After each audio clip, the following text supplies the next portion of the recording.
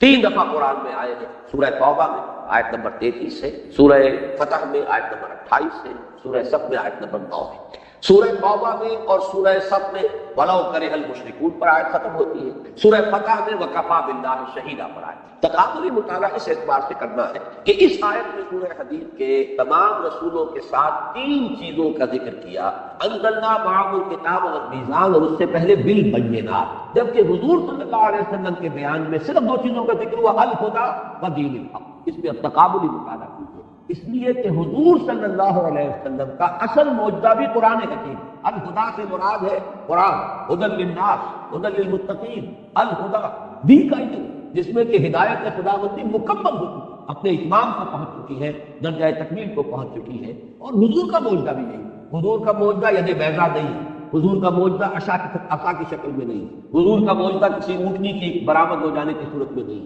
حضور کا معجزہ قرآن، یاسین والقرآن الحکیم انک لمن المرسلین، قرآن کی قسم ہے، قرآن گواہ ہے اس پر کہ آپ اللہ کے آپ والقرآن، یہ قرآن مجید کی قسم ہے، قرآن گواہ ہے آپ کی رسالت، صاد والقرآن ذکر، یہ قرآن ہے جو ذکر والا ہے، نصیحت والا ہے، یہی آپ کی رسالت ہے۔ اس پر تو انشاءاللہ تفصیلی گفتگو ہم دورہ ترجمہ قرآن سے قبل جو میں تمہیدی تقریر کر رہا ہوں اگلے جمعے کی شام کو، وہ اس میں تعارف قرآن میں یہ چیزیں آئیں گی انشاءاللہ تفصیل کے ساتھ۔ لیکن یہ جان لیجیے کہ معجزہ جمع کتاب مل کر الہدی، اور وہ جو میزان شریعت چلی آ رہی تھی وہ اپنی تکمیل کو پہنچ گئی ہے دین حق۔ میں نے جو مضمون لکھا ہے میری کتاب میں، نبی اکرم صلی اللہ علیہ وسلم کا مقصد بعثت، 3 مقالات کا مشتمل، درمیانی مقالہ یہی ہے کہ حضور کا مقصد بعثت کیا ہے، اور اس میں تفصیل بیان کی کہ جیسے انسانی ذہن کی بھی ارتقائی منازل جو ہے، انسان کا فکر اور ذہن انسانی بھی اس سے گزرا ہے، یہی وجہ ہے الہدی کا اتمام ہوا محمد صلی اللہ علیہ وسلم، جبکہ انسان اپنے ذہنی ارتقاء کے اعتبار سے بلوغ کو پہنچ گیا۔ اسی طریقے سے تمدن انسانی کا بھی ارتقاء ہوا، کبھی ہم غاروں میں رہتے تھے، کوئی اجتماعی نظام تھا ہی نہیں، پھر کوئی قبائلی نظام ہوا، پھر کوئی اور نظام ہوا، پھر بڑی بڑی مملکتیں قائم ہو گئی۔ اب یہ کہ پورا نظام زندگی جس طریقے سے کہ اجتماعیت کی گرفت میں آ چکا ہے، تو اگر وہ نظام صحیح ہے تو تمام افراد کا معاملہ بھی بہتر ہو جائے گا، نظام ہی غلط ہے تو ظاہر بات ہے کہ معاشرہ تل پٹ ہوگا۔ تو جب وہ تمدن اس سطح کو پہنچ گیا کہ بڑی بڑی عظیم مملکتیں امپائر قائم ہو گئی، مملکت روما اور مملکت فارس، اس کے وقت حضور کو اب بھیجا گیا ایک کامل نظام اجتماعی دے کر، ایک complete politico social economic system based on social, اور ظاہر بات ہے جب تک اسے قائم کر کے نہ دکھائے وہ حجت نہیں بنتی۔ تو شہادت اللہ جس پر گفتگو ہوئی ہے ان دروس میں بھی، شہادت زبان سے بھی دی جائے، وہی ذات واحد شہادت، عبادت کے لائق زبان اور دل کی شہادت کے لائق۔ اب گواہی دیتے رکھا تو اللہ الہ الا اللہ و اشہد ان محمد رسول اللہ، پھر ہمارا عمل جو ہے کہ گواہی دینا چاہیے ان کو کہ واقعہ اللہ کو اپنا الہ اور معبود اور حاکم مطلق مانتے ہیں، اور محمد کو واقعہ ہم نے اللہ کا رسول مانا ہے صلی اللہ علیہ وسلم۔ پھر انفرادی طور ہی پر نہیں، اجتماعی طور پر بھی گواہی اس وقت قائم ہوگی جبکہ وہ نظام عملاً قائم کر کے دکھایا، ورنہ یہ کہا جائے گا یوٹوپیا ہے، خیالی جنت ہے، یہ باتیں تو بڑی اچھی ہیں، یہ عملی باتیں نہیں ہیں، امپریکٹیکیبل ہے، انہونے کی باتیں ہیں، سید القوم خادم ہو، کیا تکلیف ہوئی جملہ کہہ دیا آپ نے، لیکن ایسا ہو سکتا ہے کبھی، کر کے دکھائیے، وہ کر کے دکھایا ہے ابو بکر اور عمر رضی اللہ تعالیٰ عنہما، سید القوم خادمہم۔ اگر دیکھنا ہو عمل کے اندر تو دیکھ لو ابو بکر اور عمر رضی اللہ تعالیٰ، نظام قائم کیا کہ ایسا نہیں ہے کہ بس کوئی شاعری کی گئی ہے معاذ اللہ، بلکہ وہ نظام قائم کر کے دکھایا جس میں ہر اعتبار سے توازن، عورتوں کو حقوق دیے، لیکن وہ حقوق اس طرح کے نہیں ہیں کہ خاندانی نظام برم برم ہو، عوام کو حقوق دیے، وہ خلیفۃ المسلمین کو شوق پوچھ سکتے ہیں یہ کرتا آپ کا کہاں سے بنا، لیکن یہ نہیں ہے کہ پھر وہ آزادی اس طرح کی ہو جائے کہ وہ جو نظام ہے وہ بالکل درم برم ہو جائے۔ اسی طریقے سے صاحب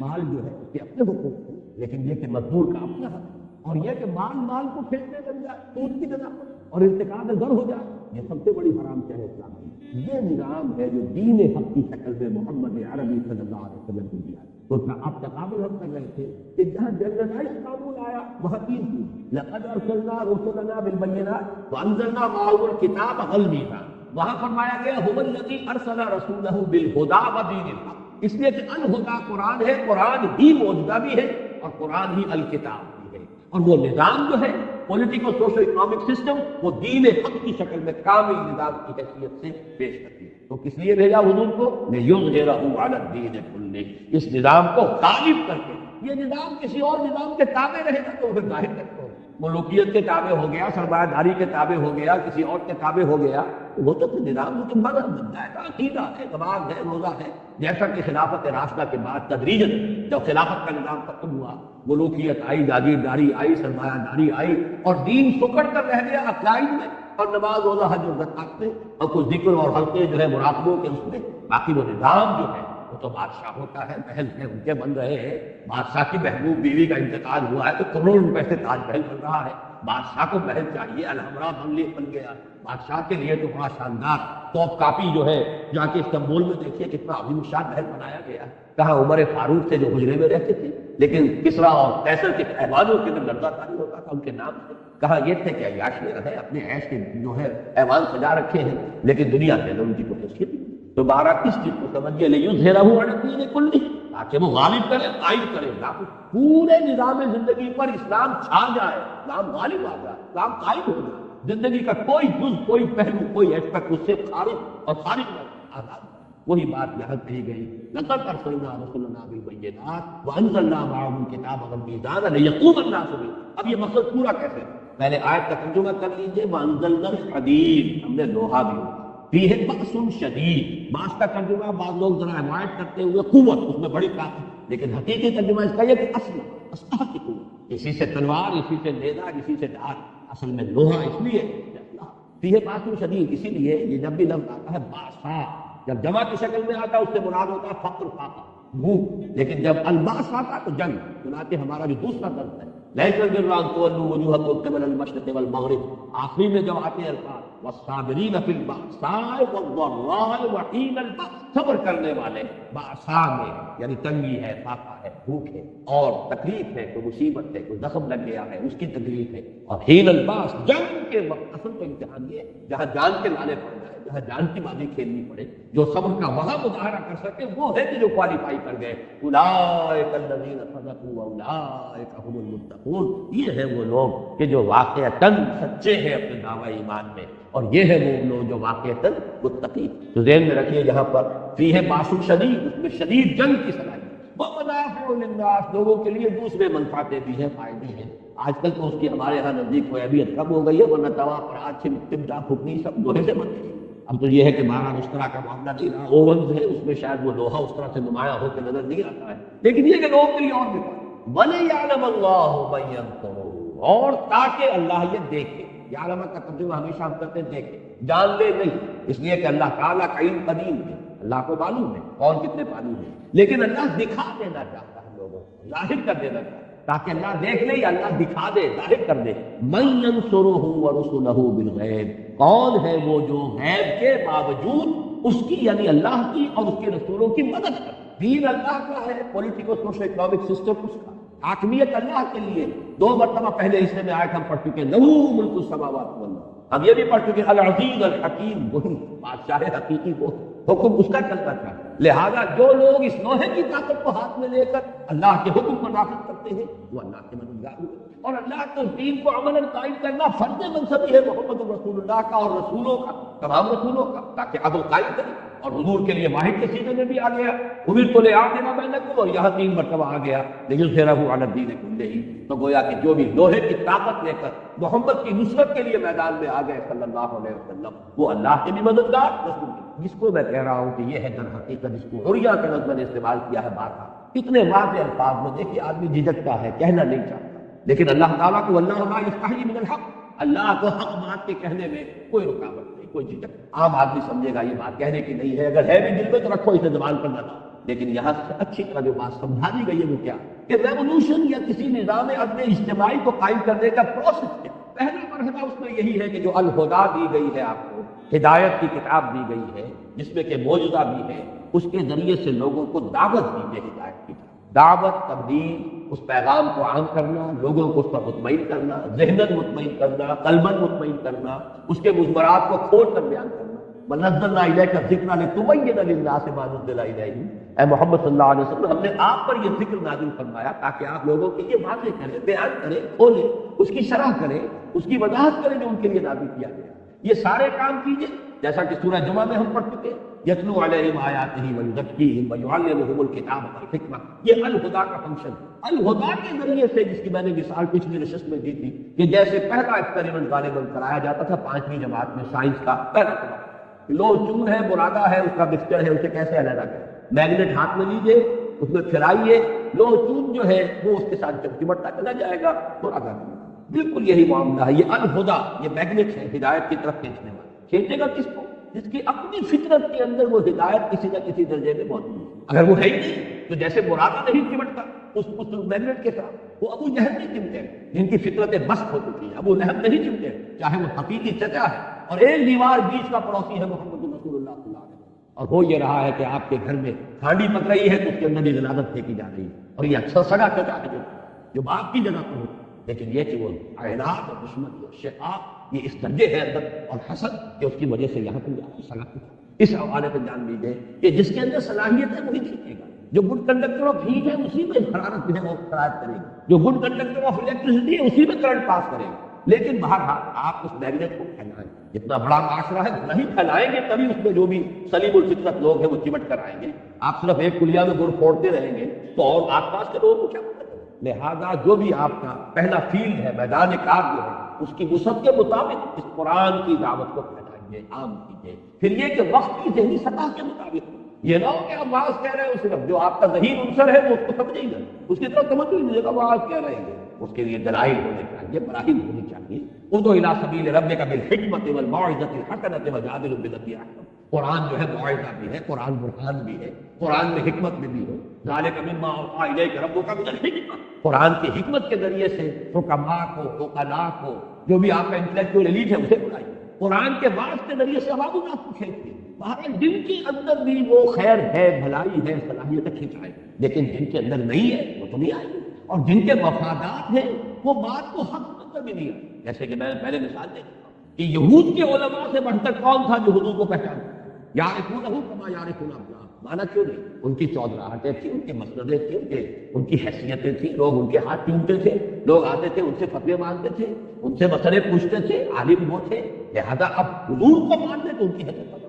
نہیں مانتے۔ اس حوالے سے جان دیجیے ایک ویسٹڈ انٹرسٹ اس کا اکثر حصہ لے جائے گا، جو نہیں مانے گا، نہیں قریب آئے گا اپنے مفادات میں۔ گرڈ اپ یور لوئنز، ان کی تو کوشش یہ ہوگی کہ راستہ روکو، نظام کہنا کے پاس مانو، یہ بھارت میں انقلاب میں ہے، your interest are being threatened, gird up your loins, آؤ اپنے مفادات کے تحفظ کے لیے کھڑے۔ لہذا آخری مرحلے میں اس انقلاب میں پھر ایک ہی راستہ ہے کہ جو وہ سلیم الفطرت لوگ آ گئے ہیں ان کو جمع کریں، آرگنائز کریں، ان کا تزکیہ کریں، نیتیں بھی خالص ہو جائے، کوئی کھوٹ نہ رہے، ان کی شخصیتیں نکھر جائیں، کوئی شک و شبہ نہ رہے، لوگوں کو ان کے کردار کے بارے میں آزمائشوں میں سے گزرے، امتحانوں میں سے نکلے، پھر ان کو منظم کرو، کوڑا بناؤ انہیں پٹ کر، جیسے کہ آپ پتیوں کو اور مختلف دھاگوں کو بٹ دیں گے تو کوڑا بناؤ، طاقت بناؤ، علیحدہ علیحدہ دھاگا جو ہے وہ توڑ دے گا جو چاہے گا، لیکن جب بٹ کر آپ نے کوڑا بنایا ہے اب یہ کوڑا معافی کو،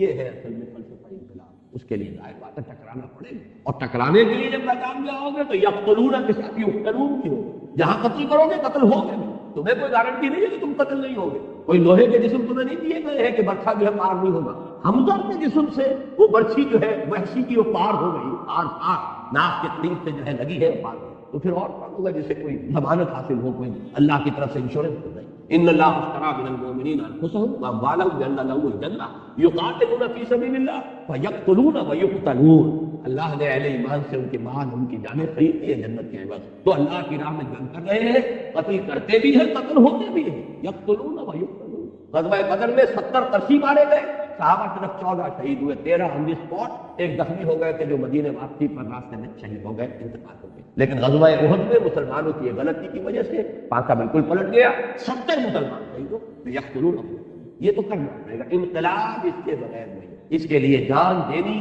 اور اس کے لیے طاقت کا استعمال، اور اس کے لیے میں آپ سے کیا عرض کروں کہ علامہ اقبال کی جو عظمت میرے دل میں اس لیے کہ ان حقائق کو جس خوبصورتی سے انہوں نے بیان کیا، 2 شعر ان کے ایسے ہیں، ایک تو فلسفے کے اعتبار سے چوٹی کے شعر تو میں پہلے سنا چکا ہوں آپ کو جمعرات کرو، یا یہ کہ آج بھی پہلی نشست میں سنایا، یہ جو فلسفہ انقلاب کے 2 شعر، گفتند جہاں میں ماں آیا بتوبی ساجد، گفتند کے نمی ساجد، گفتند کے برہم سا، اللہ نے مجھ سے کہا، گفتند انہوں نے کہا، جہاں ماں آیا بتوبی ساجد، میرا یہ جہان جو ہے، جو میرا دنیا ہے، اس پر جس میں نے تمہیں بھیجا ہے، یہ تمہارے ساتھ سازگاری کرتا ہے، تمہیں پسند ہے، ٹھیک ہے، یہ نظام صحیح ہے، گفتند کے نمی ساجد۔ میں نے کہا نہیں، یہ صحیح نہیں ہے، میرے ساتھ سازگاری نہیں کرتا، گفتند کے برہم زن، اللہ نے فرمایا توڑ پھوڑ کر رکھ دو، برہم زن، اور مرہم زن کے لیے راستہ کیا ہے؟ با نشہ درویشی در ساز و دمادن رنگ، پہلا مرحلہ درویشی کا ہوگا، دعوت ہے، تبلیغ ہے، گالیاں کھا کر بھی دعائیں دینی ہوگی، پتھراؤ کے جواب میں بھی اللہ توفیق دے تو پھول پیش کرنے ہوں گے، جو لوگ خون کے پیاسے انہیں معاف کرنا ہوگا، تاکہ جیسے کہ اللہم اہد قومی انہم لا یعلمون، اس کو یوں سمجھیے کہ بدھ مت کا بھکشو بھی میں اگر کہوں تو غلط نہیں ہے، دعوت کے مرحلے پر یہ روش اختیار کرنی پڑے، دعوت کے اندر تو التجا بھی ہوتی ہے، لجاجت بھی ہوتی ہے، اللہ کے بندو سنو میری بات، در در پر جا رہے ہیں، کسی نے کچھ کہہ دیا، کسی نے کچھ کہہ دیا، تینوں آدمیوں سے ملے ہیں جا کر طائف میں، ایک نے کہا اچھا جی آپ کے سوا کوئی نہیں ملا تھا اللہ کے رسول بنانے، نکل جاؤ یہاں، ایک نے کہا جاؤ چلے جاؤ میں تم سے بات بھی نہیں کرنا، اس لیے کہ یا تو تم جھوٹے ہو یا سچے ہو، جھوٹے ہو تو جھوٹے کو میں منہ نہیں لگاتا، سچے ہو تو کہیں میں کوئی مستعفی کر بیٹھوں گا، اگر تم واقعی اللہ کے رسول ہو تو بہتر ہے تم روانہ ہی، ایسے ایسے ذہن میں بجھے ہوئے جملے محمد رسول اللہ کی، اور پھر جب روانہ ہوئے واپس انہوں نے وہاں کے اسٹریٹ ارچن جنہیں آپ کہتے ہیں انہیں ذرا اشارہ کیا، پتھراؤ ہو، تاک تاک کر ٹکنے کی ہڈی کو نشانہ، اور صرف ایک زید بن حارثہ ایک آدمی ایک طرف سے ڈال دو، سامنے آتے ہیں حضور کو بچانے کے لیے، کور کرنے کے لیے، سے مارتے ہیں، ادھر سے مارتے پیچھے سے مارتے، جسم لہو لہان ہو رہا ہے، پاؤں میں آ کر خون جم گیا ہے جوتیوں میں، پھر کچھ غشی سی تاری ہوئی ہے، بیٹھ گئے ہیں، تو ایک گنڈا آیا ادھر سے، اس نے اس بغل میں ہاتھ ڈالا، دوسرے نے دوسری بغل میں، اٹھو چلو، یہ نقشہ ہے اللہ کے رسول کا، محبوب رب العالمین کا، سید الاولین والآخرین کا، داعی فریاد آئی ہے زبان پر، اللہم الیک اشکو ذو فقیر قوتی وقلت حیلتی واحوانی علی الناس الی من تکلنی الی بعید یتجسمنی و الی عدو من تقربنی، اے اللہ تیری ہی جناب میں فریاد لے کر آیا ہوں اپنے وسائل کی کمی کا، اپنی قوت کی کمزوری کا، کہاں جانا، کس سے کس سے فریاد، مجھے کس کے حوالے کر دیا، دشمن کے حوالے کر جو چاہے کر، یہ فریاد ہے۔ اس وقت وہ فرشتہ آیا ملک الجبال کہ اللہ نے مجھے بھیجا ہے، میں ان پہاڑوں پر معمور فرشتہ ہوں، آپ کا حکم دیں میں ان دونوں پہاڑوں کو ٹکرا دوں گا جس کے مابین یہ طائف کی بستی جس میں یہ شروع آپ کے ساتھ، فرمایا نہیں، کیا عجب کہ اللہ تعالیٰ ان کی آئندہ رسلوں، بتائیے کون بدمت کا دشمن اس سے آگے جائے، درویش، اور جب کہ نگاہوں کے سامنے ذبح کی حضرت سمیہ ذبح کی جاتی، حضرت یاسر ان کے شوق جس بری طریقے سے ٹارچر کیا ہے مجھے ارے آپ، اور حضور پاک سے ملتے ہیں کہتے ہیں اس پر بھی آ رہا ہے یاسر فإن موعدکم الجنہ، اے یاسر کے گھر والوں صبر کرو، تمہارے جنت تمہارے وعدے کی جگہ اللہ کی جنت ہے، لیکن ساتھیوں میں سے کسی کو اجازت نہیں دی کہ جا کے ابو جہل کی ٹکا بوٹی، ابھی مرحلہ درویشی کا نغمہ ہے، بلبل شوریدہ تیرا خام ابھی اپنے سینے میں اسے اور ذرا تھام ابھی ذرا اپنے جذبات انتقام کو تھامو، ابھی مرحلہ پیسو ریزسٹنس کا، ایک وقت آئے گا تمہارے ہاتھ کھول دیے جائیں گے، اذن للذین یقاتلون بانہم ظلموا، ایک وقت آنے والا ہے تمہیں اذن انتقام بھی ملنے والا ہے، تمہیں اینٹ کا جواب پتھر سے دینے کی اجازت ملے گی، لیکن ابھی تھامو، نغمہ ہے بلبل شوریدہ تیرا خام اپنے سینے میں اسے اور ذرا تھام، پھر وہ وقت آیا، پھر تلواریں بھی ہیں، نیزے بھی ہیں، میدان میں آئے ہیں، یقاتلون فی سبیل اللہ یقتلون و یقتلون، اس کو اقبال نے دو مصروں میں بیان، پہلا شعر پھر سن لیجیے، گفتم جہان ما آیا بتمی سازن، گفتم نبی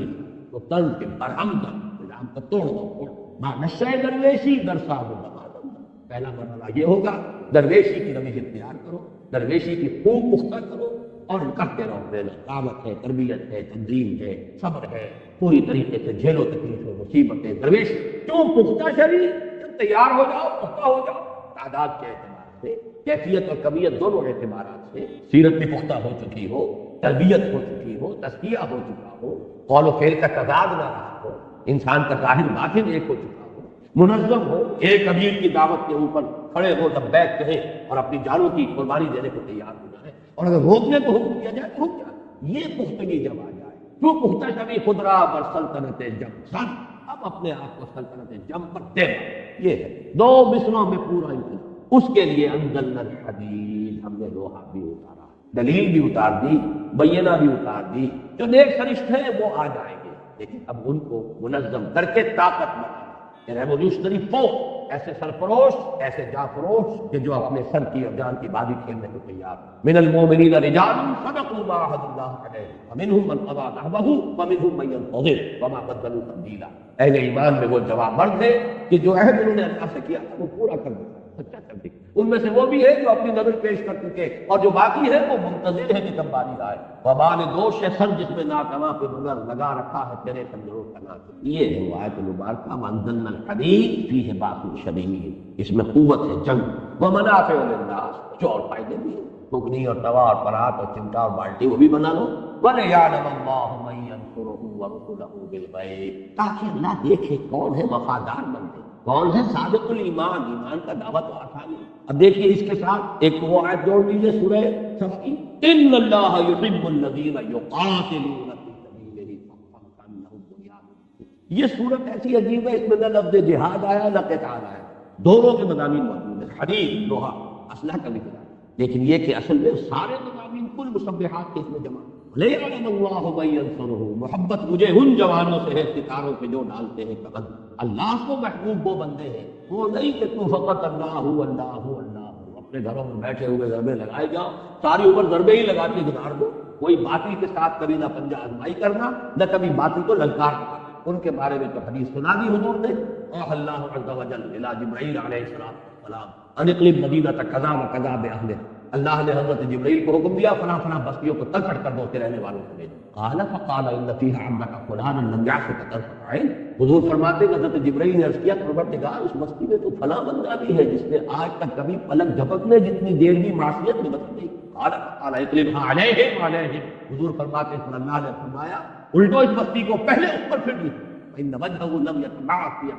قط، اس لیے کہ اس کے چہرے کا رنگ میری غیرت کی وجہ سے کبھی متغیر نہیں۔ بیٹھا اپنی ذاتی نیکی اور ذاتی تقویٰ اور ذاتی عبادت گزاری اور ذاتی جو ہے تہجد گزاری اور مراقبے، یہ باطل جو ہے فلرش کرتا رہا، پھیلتا رہا، اس کا بول بالا ہوتا رہا، شریعت کی دھجیاں بکھرتی رہی، یہ لگا اسی کام میں۔ تو یہ زیادہ بڑا مجرم ہے دوسروں، اقلبھا علیہ وعلیہم، الٹو اس بستی کو پہلے اس پر پھر دو، یہ نہیں ہے راستہ۔ ہاں اپنی تربیت اپنا تزکیہ یہ کیے بغیر میدان میں آ جاؤ گے تب وہی کچھ ہوگا جو آج جہاد کے نام سے ہوگا، وہ جہاد بھی بدنام ہوگا اور جہاد فساد کی شکل اختیار کرے گا۔ نہ دعوت کا مرحلہ آیا، نہ تربیت کا مرحلہ آیا، نہ تزکیے کا مرحلہ آیا، نہ اپنے قول و فعل کے اندر درستی کی گئی، یہ سب کچھ نہیں ہے، اور نکل کھڑے ہوئے تلواریں لے کر اور کلاشنکوف لے کر، اور وہ جہاد ہو، اس جہاد کا جو بھی دنیا میں مذاق ہو رہا ہے، بدنام ہو رہا ہے وہ جہاد، بدنام کنندگان نیکو نامے چند، دین کی بنیادی اصطلاحات کو جس طریقے سے مطلب رسوا کرتے ہیں، اس کا نتیجہ پتا نہیں کچھ حاصل نہیں۔ تو یہ ہے اصل میں پورا پروسیس، اس پر کہ وہ منہج انقلاب نبوی میری کتاب ہے،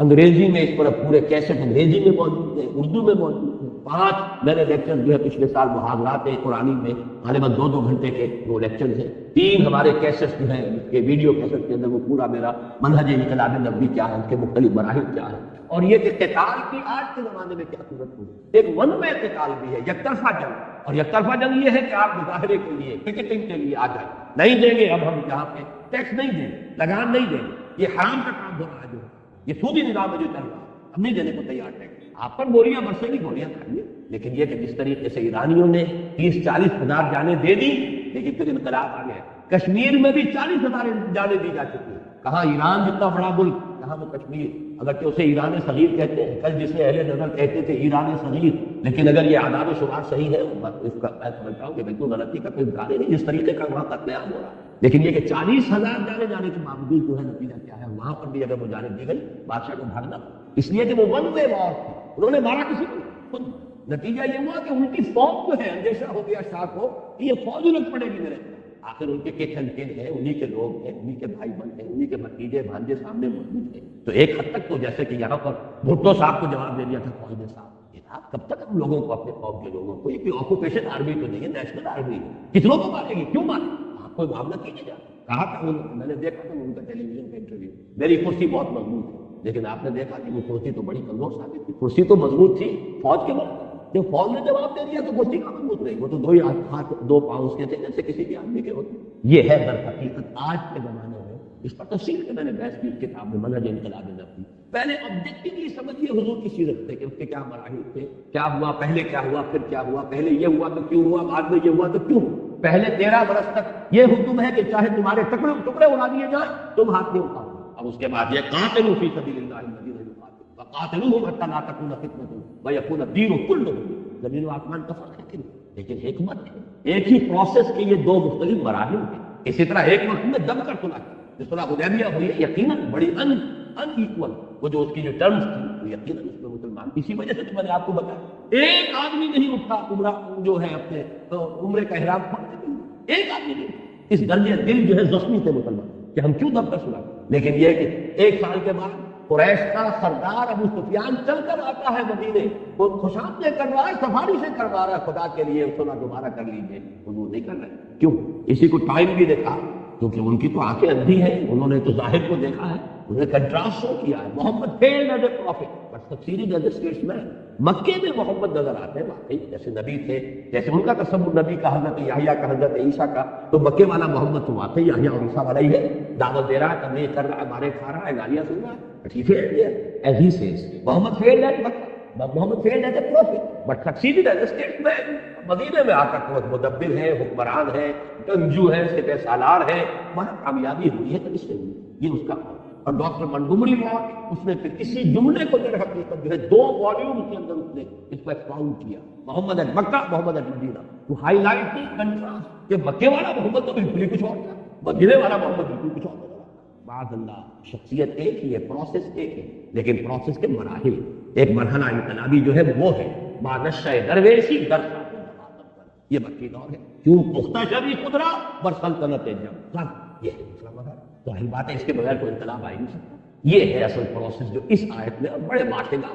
جیسا کہ میں نے عرض کیا کہ لوگوں کو جھجک آتی ہے، اللہ کو کوئی جھجک نہیں. اللہ لا یستحی من الحق کا دوہا ہوتا ہے جو پنجابی میں کہا جاتا ہے. یہ 4 کتابیں آسمائیاں، پنجواں آیا ڈنڈا. وہ ڈنڈا جو ہے اس کی اپنی اہمیت کی ضرورت. لقد ارسلنا رسلنا بالبینات وانزلنا معهم الکتاب والمیزان لیقوم الناس بالقسط. یا تو تلاوت کرتے رہیے، ثواب لیتے رہیے، تراویح پڑھتے رہیے اور ثواب لیتے رہیے. جبکہ قرآن یہ کہتا ہے کہ یا اہل الکتاب لستم علی شیء حتی تقیموا التوراۃ والانجیل وما انزل الیکم من ربکم. اے کتاب ماننے والوں اہل کتاب، تمہاری کوئی حیثیت ہماری نگاہ میں نہیں. You stand nowhere. لستم علی حتی تقیموا التوراۃ والانجیل وما انزل الیکم من ربکم. جب تک کہ تم تورات اور انجیل کو جو کچھ تمہارے رب کی طرف سے تم پر نازل ہوا ہے اس کو قائم نہیں. قرآن پڑھتے رہو، قرآن سنتے رہو، قرآن یاد کرتے رہو، حسن قرات کے مقابلے کرو. ریڈیو پر بھی ہو رہے ہیں، سب کچھ ہو رہا ہے، جشن ہو رہا ہے، 1400 سالہ جشن نزول قرآن. قرآن قائم کرنے کے لیے یا القرآن لستم علی شیء حتی تقیموا القرآن. قرآن قائم کرو. یہ نظام عدل اس نے جو بھی نظام کیا، جس کا جو حق معین کیا اس کو دو، جس کی جو ذمہ داری ہے اس کے اوپر عائد. یہ نہیں کرتے تو پھر یہ صرف تلاوت ہے، اس کا ثواب جو لے رہے ہو اللہ تعالیٰ کے حق میں کچھ پہلے. لقد ارسلنا رسلنا بالبینات وانزلنا معهم الکتاب والمیزان لیقوم الناس بالقسط وانزلنا الحدید فیہ بأس شدید ومنافع للناس وليعلم الله من ينصره ورسله بالغیب ان اللہ قوی عزیز. من ينصره ورسله بالغیب، بالغیب کے بارے میں جان لیجئے. مجھے مولانا اصلاحی صاحب کی بات پسند ہے کہ یہ بات جو ہے ظرفیہ اصل میں بڑی پیاری بات ہے، فلسفیانہ بھی ہے یہ بات کہ اللہ غیب میں نہیں ہے، غیب میں ہم. میری ایک تقریر ابھی شائع ہوئی ہے تازہ مثال میں، وہ حقیقت دعا میں دیکھ رہا تھا، اس میں بھی میں نے وہ عربی کے اشعار دیے ہیں. عظیم ہو وسن لطائف لا یغیب وارجو ہو رجاء لا یخیب. میں غائب ہو جاتا ہوں، وہ اللہ کو ذو لطائف ہے، وہ کہاں غائب ہو؟ وہ تو غائب نہیں ہو، وہ تو ہر آنکھ ہر جگہ موجود ہے. یہ تو پردے ہماری آنکھوں پر پڑے ہوئے ہیں، تو ہم غیب میں، وہ غیب میں نہیں. تو غیب کہ وہ پیداش تو زیر نقابی. بڑا پیارا مسئلہ ہے یہاں جانے ہمارا. وہ تو سامنے ہے، ظاہر ہے، ظاہر. ہاں تو زیر نقاب ہے، تو محفوظ ہے، تو پردے میں آیا ہوا، غیب کا پردہ تجھ پر پڑا. تو بالغیب غیب میں ہوتے ہوئے ہم اللہ کو دیکھ نہیں رہے، پھر بھی یہ جو شخص اللہ کے لیے تن من دن وقت کرتے بڑی شاباش ہے ان کے لیے. اللہ کی طرف بعض احادیث میں آتا بھی ہے کہ یہ لوگ جو ہے فرشتوں سے اللہ تعالیٰ جو ہے اس میں مباحث کرتا ہے، اپنے نیک بندوں کا ذکر کرتا ہے کہ میرے یہ بندے جو ہے مجھ سے جنت مانگ رہے ہیں. انہوں نے جنت دیکھا؟ دیکھیے نہیں، پھر بھی مانگ رہے ہیں. انہوں نے دوزخ سے پناہ مانگ رہے ہیں، دوزخ دیکھیے کہ نہیں، دیکھیے نہیں، پھر بھی مجھ سے یہ سوال کرتے ہیں کہ میں نے دوزخ سے بچاؤں. تو جو شخص غیب کے بغیر وہ دل کی آنکھ سے دیکھا ہے، عقل کی آنکھ سے دیکھا، تو جو یہ اس کے باوجود ان صلاتی و نسکی و محیای و مماتی للہ رب العالمین، غیب میں ہونے کے باوجود اگر وہ یہ سب کچھ کر رہے ہیں. کراچوئی چراغن پہ تو تابی کہ وہ پیدا تو تیرے کتنا تلاش کر رہے ہو. جو میں نے شعر آپ کو سنائے تھے ہائی اسکول کی پریئرز میں، خالق میرے کہاں ہے تو مجھ کو تیری تلاش ہے. کسے تلاش کر رہے ہو؟ کسی کو تلاش کر رہے ہو؟ کس پیچ و تاب میں ہو؟ وہ تو ظاہر ہے، در حقیقت تم ہو گئے ہو گئے. نقاب تمہاری عقلوں پر، تمہاری آنکھوں پر پڑا. تو جو لوگ اس حالت میں کہ وہ غیب میں اور پھر وہ مدد کر رہے ہیں اللہ ینصرہ ورسلہ بالغیب. اچھا یہ نوٹ کیجیے، ایک خیال ہو سکتا ہے کہ رسول تو غیب میں نہیں تھے، یا رسولوں سے صحابہ جو ہے رسول سے غیب میں تو نہیں تھے. حالانکہ غیب میں سامنے جو موجود تھے وہ محمد ابن عبداللہ ابن عبد المطلب تھے. رسول کی رسالت تو غیب میں ہے. کیا کسی نے آنکھوں سے جبرائیل کو آتے دیکھا؟ جبرائیل اگر آئے بھی کبھی انسانی شکل میں تو انسان آیا بھی کہتے رہے. در حقیقت رسول کی رسالت بھی غیب کی بات تھی، اور اس سے لوگ اس وقت بھی غیب میں سامنے جو نظر آتے تھے. اس لیے تو منافقین کا معاملہ کیوں مانے ہم ان کی ہر بات؟ ان کے بھی دو ہاتھ دو پاؤں. ہاں جو قرآن یہ کہہ رہے ہیں کہ قرآن نازل ہوا اس کو ہم مانیں. یہی ہمارے نام کہ حسبنا کتاب اللہ، جو بھی ہمارے یہاں قرآن اہل قرآن کا جو فتنہ ہے در حقیقت اس کی جڑیں اسی قرآن کی کتاب میں. رسول کی اطاعت کیوں کریں؟ یہ جان لیجیے کہ اصل میں جو اللہ کی مدد کر رہا ہے، جو اللہ کے رسول کی مدد کر رہا ہے، دونوں حالتوں میں غیب میں ہو کر مدد. وہ مدد در حقیقت محمد ابن عبداللہ ابن عبد المطلب کی نہیں کر رہا ہے صلی اللہ علیہ وسلم، محمد الرسول اللہ کی کر رہا ہے صلی اللہ علیہ وسلم. اور دال بات ہے کہ رسالت ان کی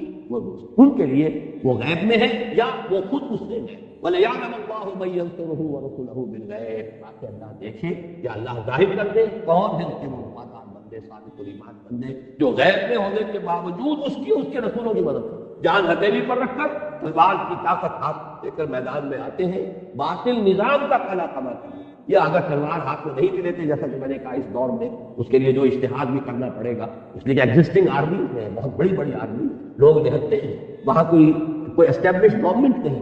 کوئی اسٹینڈنگ آرمی نہیں، اتنا بڑا فرق نہیں تھا، ڈسپیرٹی اتنی نہیں تھی. 313 کے مقابلے میں 1000 آئے ہیں بدر میں، تو 1 اور 3 کی نسبت ہوئی. ہتھیاروں کا فرق لگا لیجیے تو 1 اور 10 کی ہو جائے گی، 1 اور 20 کی ہو جائے گی، 1 اور 100 کی ہو جائے گی، اس سے زیادہ تو نسبت نہیں تھی. لیکن یہاں تو یہ ہے کہ جو نظام ہے جاگیرداری ہے، سرمایہ داری، ملوکیت ہے. اب شاہ فہد کی حکومت کو حفاظت دینے والے تو ان کی فوج بھی ہے، ان کی پولیس بھی ہے، شرطہ بھی ہے، ان کی ایئر فورس بھی ہے. اور ظاہر بات ہے کہ جیسے کہ ایئر فورس نے پاؤنڈ کیا تھا ہوا کو، اور وہاں پر جو اسٹرانگ ہولڈ تھا اخوان المسلمین، اور اس کے دھجیاں بکیر کر رکھ دی، ایسے ہی اگر کہیں پر ہوگا تو نہیں ہوگا. لہذا یہاں اشتہاد کی ضرورت ہے. وہ اشتہاد وہ ہے کہ جو بات جو بھی جس کا حق وہ ادا کیا جانا چاہیے. ایرانیوں نے ٹھیک مثال پیش، دو طرفہ جنگ کی بجائے ایک طرفہ اپنے مرنے کے لیے اپنے سینے کھول دیں. ایسے ایسے لرزہ خیز واقعات ہوئے کہ ایک جلوس صرف خواتین کا، بچوں کو گود میں لے گولیاں کھائی ہے، گری ہے، اور وہ شیر خان بچے ہوئے، تب وہ شام کو بھاگ گئے. 2 گز زمین بھی مل نہ سکی ہوئے. جب اس درجے تک معاملہ ہو جاتا ہے تو بہرحال اس کا اندیشہ تھا کہ کہیں فوج اچانک مجھ پر الٹ جائے تو جان بچا کر بھاگنے میں آتی. یہ ہے اصل میں اس وقت کا جو نظام، تھوڑا سا اشتہاد کا معاملہ ہے، میں تفصیل سے اپنی کتاب میں بحث کر چکا. آخری الفاظ ہے ان اللہ قوی عزیز. یہ نہ سمجھو اللہ تم سے مدد مانگ رہا ہے تو اللہ کمزور ہے، اس کو تمہاری مدد کی حاجت ہے. وہ تو القوی، وہ عزیز ہے، زبردست، عالم واحد ہے، اس کا ایک حرف کل ہوگا. یہ نظام خدا کا قاتل پڑتا ہے. لیکن تمہارا امتحان خلق الموت والحیات لیبلوکم ایکم احسن عملا. علزم ہستی سے تو راہ مانند حباب، اس نیا کھانے میں تیرا امتحان ہے. You have to prove your work, تمہیں ثابت کرنا ہوگا. اور اس کے ضمن میں وہ آیت کو دیتا جوڑ دیجیے، لا یستوی منکم من انفق من قبل الفتح وقاتل اولئک اعظم درجۃ من الذین انفقوا من بعد وقاتلوا. جو ابتدائی مراحل ہوتے ہیں کسی انقلاب کے لیے، اس میں جنہوں نے جانیں کھپائیں، جنہوں نے اپنے مال کھپائے، جنہوں نے اپنی صلاحیتیں لگائیں، اپنا وقت لگایا، اپنی زندگی لگا دی، ان کا جو رتبہ ہے یہ رتبہ بلند ملا اس کو بھی کیا. بعد میں جب کہ حالات بدل جاتے ہیں، نیک کام جب بھی کیا جائے گا وہ نیک ہے، اس کا ثواب ملے گا، اچھا ہے. لیکن قدر و قیمت میں زمین و آسمان کا فرق ہے. تو ایک یہ ذہن میں رکھو کہ یہ سب کچھ اس لیے کہ اللہ تمہیں دیکھنا چاہتا ہے. بھلے یعلم اللہ من ینصرہ ورسلہ بالغیب. باقی اللہ خود القوی ہے، العزیز، زبردست، توانا، جب چاہے آنے واحد میں